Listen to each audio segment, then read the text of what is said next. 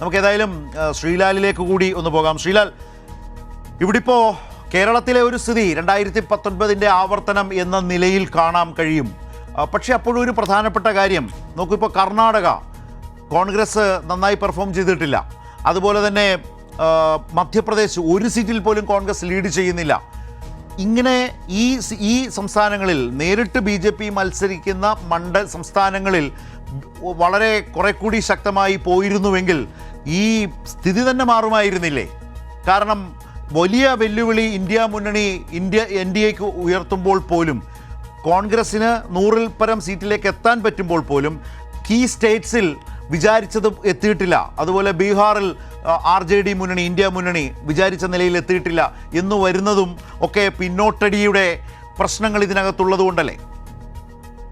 ശരത്, നോക്കൂ, കോൺഗ്രസ് ഈ തെരഞ്ഞെടുപ്പിൽ BJPയെ നേരിട്ട് ഏറ്റുമുട്ടുന്ന മണ്ഡലങ്ങളിൽ കഴിഞ്ഞ തവണത്തേക്കാൾ മികച്ച പ്രകടനം കാഴ്ചവെച്ചിട്ടുണ്ട് എന്ന കാര്യം വാസ്തവമാണ്. കാരണം ഈ 190ഓളം സീറ്റുകളിൽ കഴിഞ്ഞ തവണ BJP ജയിച്ച 190ഓളം സീറ്റുകളിൽ 68% അടുത്ത് മാത്രമാണ് BJPക്ക് ഇത്തവണ ഭൂരിപക്ഷം നേടാനായിട്ടുള്ളത്. ബാക്കി 38% കോൺഗ്രസ് കടന്നു വന്നു എന്നുള്ളത് വാസ്തവം തന്നെയാണ്. പക്ഷേ അപ്പോഴും പല സംസ്ഥാനങ്ങളിലും കോൺഗ്രസിന് കുറച്ചുകൂടി നന്നായിട്ട് പ്രകടനം നടത്താൻ സാധിക്കുമായിരുന്ന പല സംസ്ഥാനങ്ങളിലും കോൺഗ്രസിന് ആ തലത്തിലേക്ക് ഉയർന്നു വരാൻ കഴിഞ്ഞിട്ടുമില്ല. ഇതിനൊരു പ്രധാന കാരണമായി കാണേണ്ടത് കോൺഗ്രസ് ഒന്നാം ഘട്ടം കടന്ന ശേഷമാണ്, പോളിംഗിൻ്റെ ഒന്നാം ഘട്ടം കടന്ന ശേഷമാണ് കോൺഗ്രസ് ഒരു വലിയ തോതിൽ അവർക്ക് കുറച്ചുകൂടി മെച്ചപ്പെട്ട പ്രകടനം കാഴ്ചവെക്കാനാകുമെന്ന തരത്തിൽ കുറച്ചുകൂടി കോൺഫിഡൻസോടെ ഈ തെരഞ്ഞെടുപ്പിനെ സമീപിച്ചത് എന്നുള്ളതാണ്.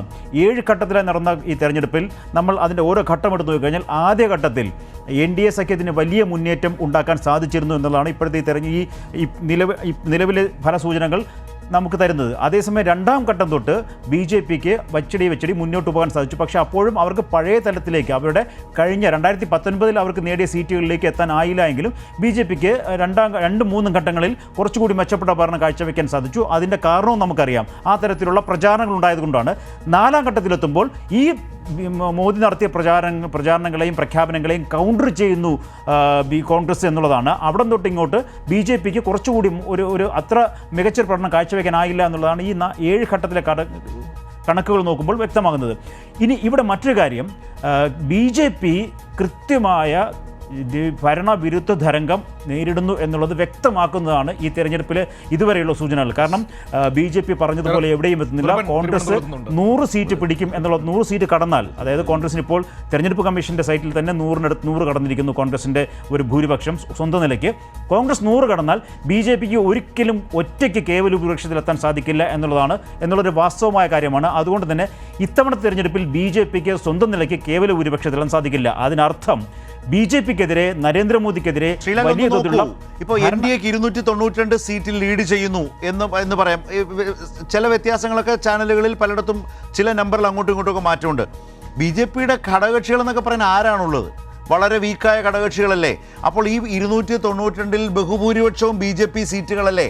272 എന്ന് പറയുന്ന മാജിക്, ആ ഒരു ക്രൂഷ്യൽ ഫിഗർ ക്രോസ് ചെയ്താണ് അപ്പോഴും NDA മുന്നണി നിൽക്കുന്നത്.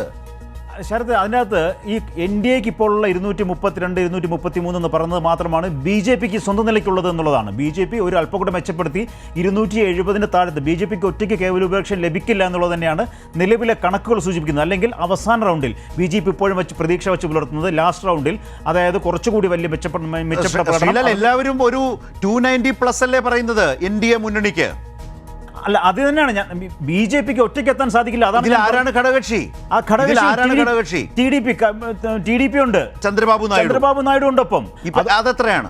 അത് അവർക്ക് ഏതാണ്ട് 25-29 സീറ്റുണ്ട്. 25-20 എനിക്കിവിടെ റേഞ്ച് കിട്ടുന്നില്ല. 20 സീറ്റിനടുത്ത് 20-ൽ കൂടുതൽ സീറ്റുകളുണ്ട് ചന്ദ്രബാബു നായിഡു ആകും ഈ മുന്നണിയിലെ രണ്ടാമത്തെ വലിയ കക്ഷി.